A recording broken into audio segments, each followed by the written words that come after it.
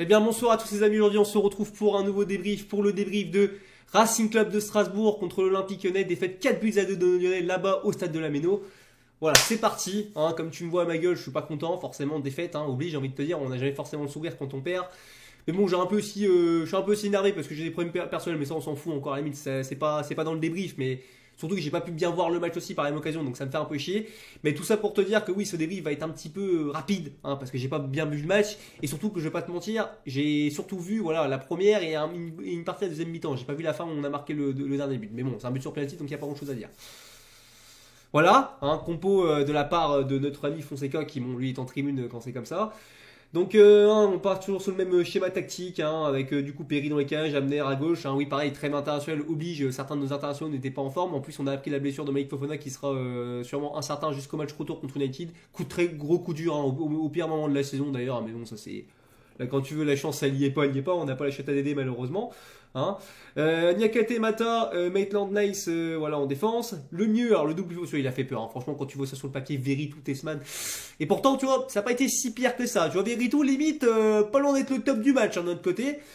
Andy Tolisso, à gauche Mikotadze Nuama, et surtout la petite surprise aussi, Ryan Cherki, voilà, devant. Pareil, on n'a pas trop compris voilà, ce qui s'est passé, pourquoi il n'a pas mis plus Cherki à la place de Mikotadze, mais bon, bref, je sais pas comment ça s'est vu sur le terrain, j'ai pas bien analysé, mais bon, dans la logique des choses, pour moi, ça aurait été plus logique de mettre Mikotadze en pointe et mettre à gauche Cherki ou à droite, comme tu veux. Enfin, t'as compris. Bref, comme tu vois, je parle assez vite. Bon, comme tu vois aussi, j'ai sorti le pyjama. C'est voilà la tenue que nos Lyonnais ont sorti en deuxième mi-temps. Parce que, comme je le dis, je me répète souvent avec cet Olympique Lyonnais-là cette saison, les gars. Une mi-temps sur deux. Une mi-temps sur deux. Moi, tu vois, ça me gonfle, Voilà, c'est une limite de ce Olympique Lyonnais-là. C'est vraiment une énorme limite de ce Olympique Lyonnais. Tu ne peux pas gagner toujours au football en faisant que ça. Pourquoi les mecs, ils ont pas autant la dalle qu'en seconde mi-temps? La deuxième mi-temps, je sais pas ce qui s'est passé. Ils ont arrêté de jouer. Voilà, les Strasbourgeois, ils ont joué à fond leur coup, parce qu'il me semble qu'en expected goal, on est largement au-dessus de ce soir 2. Mais voilà, à fond, ils ont joué à fond leur coup, on n'a pas existé, ils ont eu plus la dalle et puis ils ont gagné. Parce que nous, en première mi-temps, oui, on a bien joué, on a fait une bonne première mi-temps, malgré qu'ils avaient mis une défense à 5, j'étais assez surpris d'ailleurs qu'on joue aussi bien contre eux, parce que j'attendais un match un peu plus, tu vois, équilibré. Je me suis dit, putain, on se débrouille bien, tu vois, et tout. Et puis en fait non, on a arrêté de jouer, puis voilà, au final, bah voilà, on n'a pas réussi à marquer ce premier but en première période, même si on a eu des occasions.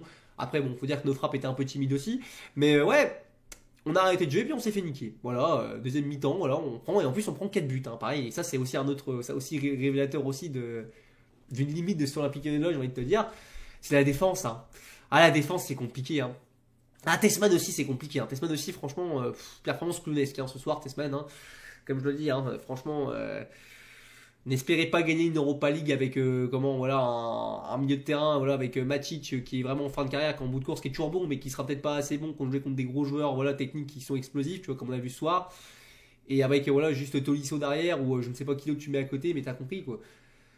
C'est trop limité. Et la défense, voilà, comme je le dis, autant les latéraux ça peut aller, tu vois, mais putain, la défense centrale, mon dieu, Mata, voilà, moi j'adore Mata. Mais bon, Niakate, voilà, tu mets, même si Katachar il a fait une bonne trêve internationale, j'ai pas fait les débriefs d'ailleurs de l'équipe de France pendant la trêve parce que ça m'intéressait pas tellement, j'avoue, je me suis pas concentré à fond, voilà, j'avais pas la même passion. Mais franchement, malgré qu'il a pas forcément fait une mauvaise trêve internationale, franchement que ce soit Katachar ou Niakate, c'est trop limité les gars. Ce soir, c'est une vérité. Alors il y a pas que qui ont été mauvais, on s'entend bien aussi, c'est une défaite collective ce soir, mais bon, c'est quand même des points malheureusement qui reviennent souvent, et c'est problématique ça. Et là, j'ai envie de continuer sur ce débrief en me disant, est-ce que c'est pas aussi la limite de ce Olympique Lyonnais-là? Parce que moi, les gars, toutes les belles performances que vous nous faites contre Reims, Angers, j'en passe, il y a quoi? Il y a le Havre, voilà, et encore, t'as vu, les scénarios, c'est jamais facile avec l'Olympique Lyonnais, faut toujours qu'il y ait un peu de suspense.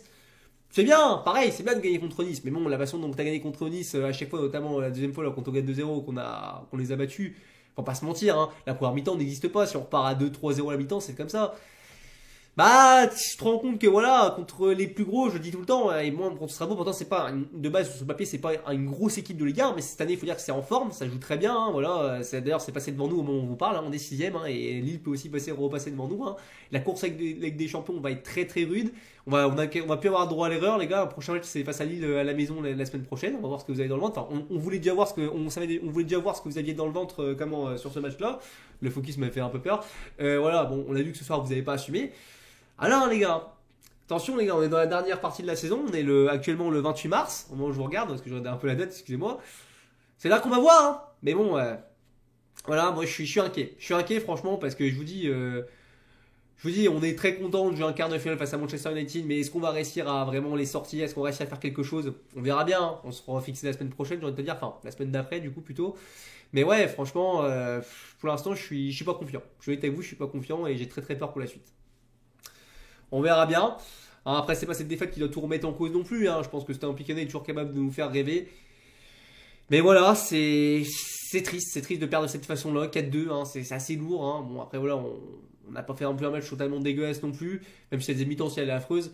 Mais ouais, c'est vrai que sous l'envie et tout, et puis comme je le dis, hein, ce problème d'une mi-temps sur deux, moi ça me gonfle. Vraiment le jeu ça me gonfle, hein. On peut jamais avoir un match, je en parle un match parfait de la première à la 90e minute les gars, mais au moins un match, je sais pas, pendant 70 minutes, t'as rien à te reprocher, tu donnes le meilleur de toi, t'as le droit d'avoir des temps faibles, tu vois. Bon, si t'encaisses pas de but aussi, excusez-moi, si tu prends chaque temps faible, tu prends aussi des buts, parce que ça nous arrive aussi souvent, c'est plus problématique.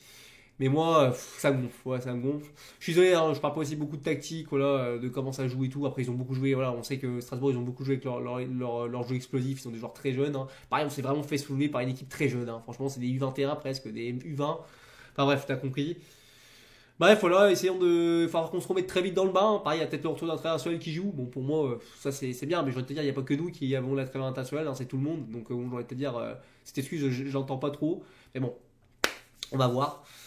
Bref, les top et les flops, ça va être compliqué. Je vous dis que j'ai pas pu bien regarder ce match, hein. J'ai vu dans les grandes lignes un peu ce qui s'est passé. J'ai pas vraiment pris le temps de m'attarder sur les performances individuelles. Bon, j'ai quand même vu quand même que Verretou pouvait faire un match plutôt pas mal, que Tesman a été mauvais par contre, que ouais, c'était à côté, ils étaient tous les deux à côté, donc j'ai un peu vu voilà que les deux c'était pas trop ça. Après voilà, ouais c'est compliqué, j'ai pas envie de dire de la merde, donc je vais pas faire de top et flop les gars réellement parce que c'est trop complexe. Bref, n'hésitez pas à donner votre avis, que ce soit en pouce bleu, en pouce rouge, les courses des flop, bon c'est pas mal, c'est pas plus mal des fois aussi. On se retrouvera prochainement pour un nouveau débrief, hein. Et d'ici là, malgré tout, allez l'OL et à la prochaine. Allez, à plus les amis.